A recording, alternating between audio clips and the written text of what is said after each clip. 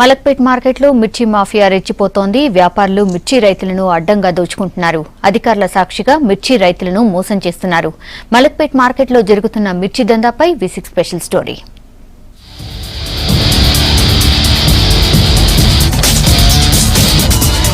మలక్పేట్ మార్కెట్లో మిర్చి వ్యాపారులు అక్రమాలకు పాల్పడుతున్నారు. పంటను ఆన్లైన్ లో కొంటున్నట్టు చెప్తున్నా అంతా ఆఫ్లైన్ లోనే అయిపోతోంది. నోట్ల రద్దును సాకుగా చూపి ట్రేడర్లు మిర్చి కొనుగోలును ఆఫ్లైన్ లోనే కంప్లీట్ చేస్తున్నారు.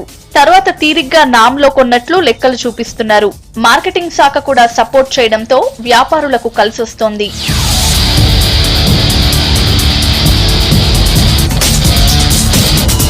మలక్పేట్ మార్కెట్ కు రైతులు మిర్చి తీసుకొచ్చినప్పటి నుంచి అంతా ఆన్లైన్ లోనే ఎంట్రీ కావాలి.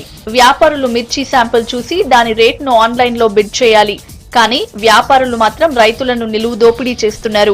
బిడ్ వేస్తున్నట్లు చూపించి తక్కువ ధరకే మిర్చిని దక్కించుకుంటున్నారు.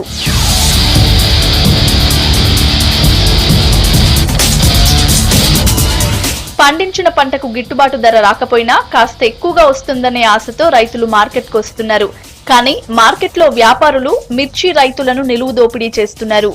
అసలు రేట్ ఎంత వస్తుందో కూడా అర్థం కావట్లేదని అన్నదాతలు ఆవేదన వ్యక్తం చేస్తున్నారు.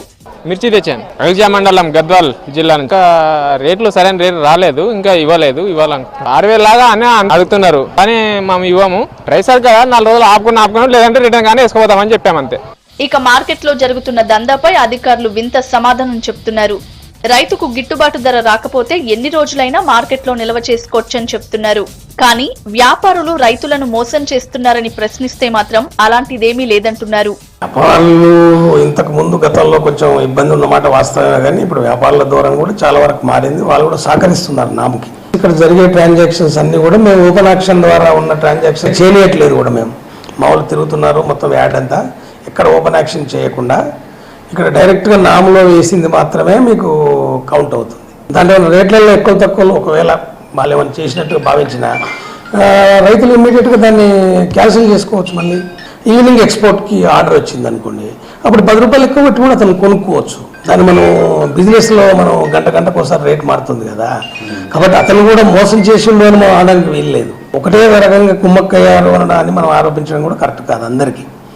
సరే ఎవరో ఒకరిద్దరు చేసి ఉండొచ్చేమో, దాన్ని అలాంటి వాటిని రెక్టిఫై చేసే మెకానిజం కూడా ఉంది ఇక్కడ.